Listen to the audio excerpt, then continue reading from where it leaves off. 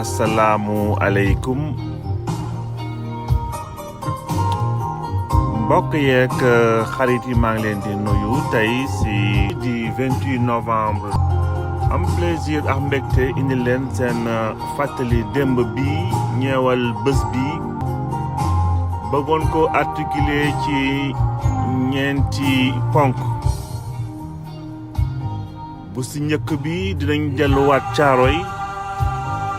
pas pour wax ci Caaroy 44 même bésum ñaawteef bi ndax bésum ñaawteef bi 1er décembre dinañ ci taxaw def ci fa seetlu indi événement bi ci boppam déroulement am wante dañoo décider bu ñu mënee célébrer ay valeurs ñuy joxoñ tamit ay anti valeurs ñi nga xam ni bu askan yi amee blessure ñu mën a leen identifier ku ci ne am ci sa xalaat ndax 28 novembre 44 si la bi prisonniers yi di tirailleurs yi taxawee banque seen loxo nekk commencé bañ di def seen grève général bi Marcel Dagnan tey la ñëwoon nekkoon ci nga xam ne moo commandé woon Sénégal ak Mauritanie tey la defoon déplacement ci camp bi ci camp Thiaroye bi donc ñu bëggoon ko identifier tey rek balay événement bi di ñëw le 1er décembre ginnaaw sax fan yële joxe woon nañu bés bi tirailleurs yi yegsee woon sunu réew defoon na ñibbi demoon def déplacement bi ñibbi si yegg si Thiaroye et sans vous le rappeler c'était le 21 novembre donc 21 novembre la ñëw tey comme mi ci xeex bi grève bi commencé le 28 novembre déjà ci la général bi ñëw pour xool évaluer situation bi ñu war ko évaluer tey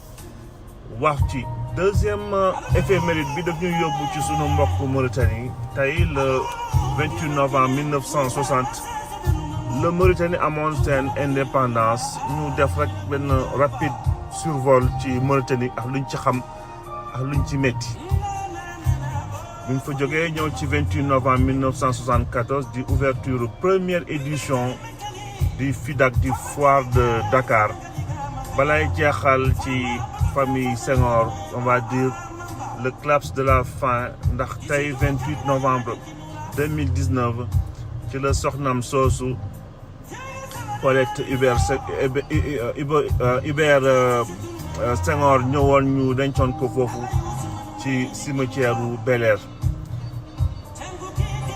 sans plus tarder donc ñu ñëw ci sunu premier élément bi tey du 28 novembre 1944 donc ginnaaw ñi nga xam ni ñibbi ci nañ le 21 mooy tirailleurs sénégalais yi nga xam ni il se était fait prisonnier ci lu yàgg ci seconde guerre mondiale bi ñoo ba ñu ñibbisee le 21 novembre pour war a delluwaat ku nekk dans son territoire donc grève bi ci topp ndax payeurs yi ñu doon laajte bi mbir yi commencé tàng nag général bi di Marcel Dagnan tey ci nga xam ne moo commandé woon Sénégal ak Mauritanie donc tey la demoon ci camp Thiaroye bi pour évaluer situation bi mu ñëwee nag xool ni mesurer fii mutinerie bi toll ci la moom de manière je sais pas unilatérale ou pas en tout cas jël décision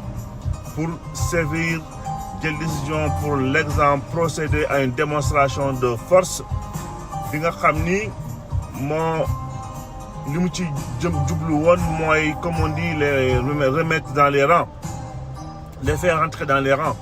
donc répression boobu donc finalement mi ngi am le 1er décembre bis bu 1er décembre yegsee si jàmm dinañ ci wax ci événement bi nu mu demee wante baax na parfois dañuy def ay visage ci ñi nga xam ni def nañ ay ñaawteef ci sunu askan ñu mën leen ràññee di leen fàttaliku xëy na aussi ñu war ci am aussi ay njàngat yooyu yëpp buñ fa jógee donc dégâts, 24 personnes tuées, 11 blessés, parmi les tirailleurs démobilisés.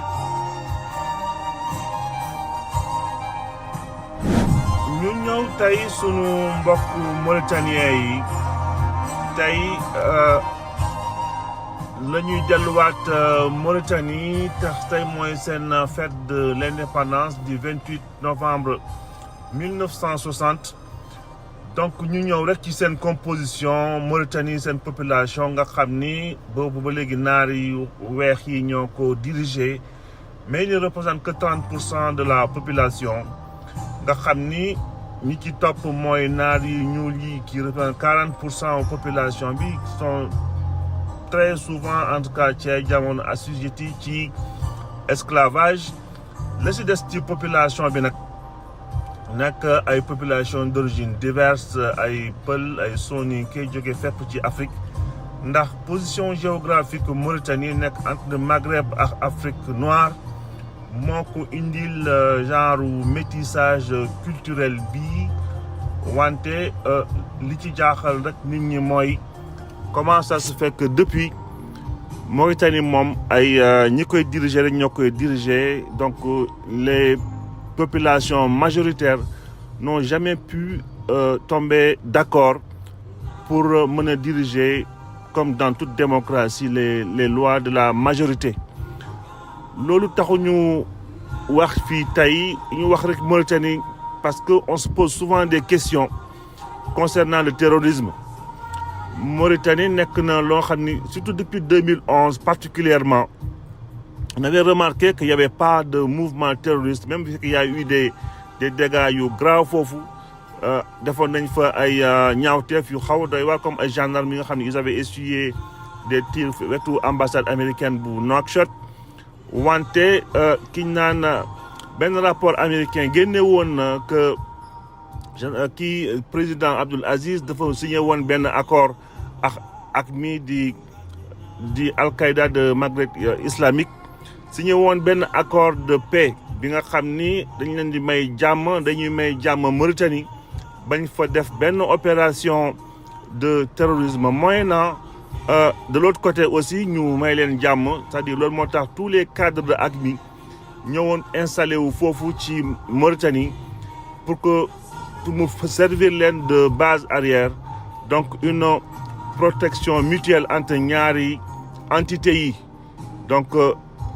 nekkoon lu xaw a aussi spécifique du xaw a doy waar parce que président Aziz aussi ba mu koy def il le fait dans le dos de la communauté internationale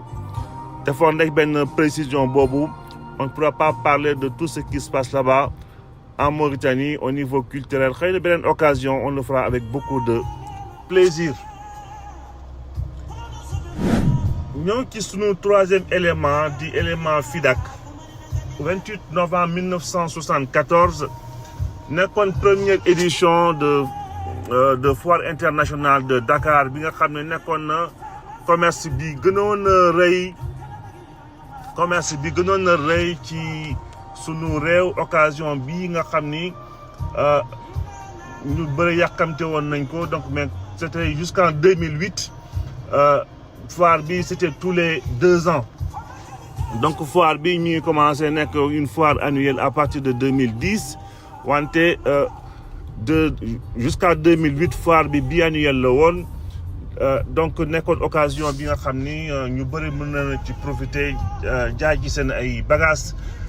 amoon rek benn incendie bu xawoon doy waar ñu nette ko ci en 2015 yàqoon fa bagage yu bëri.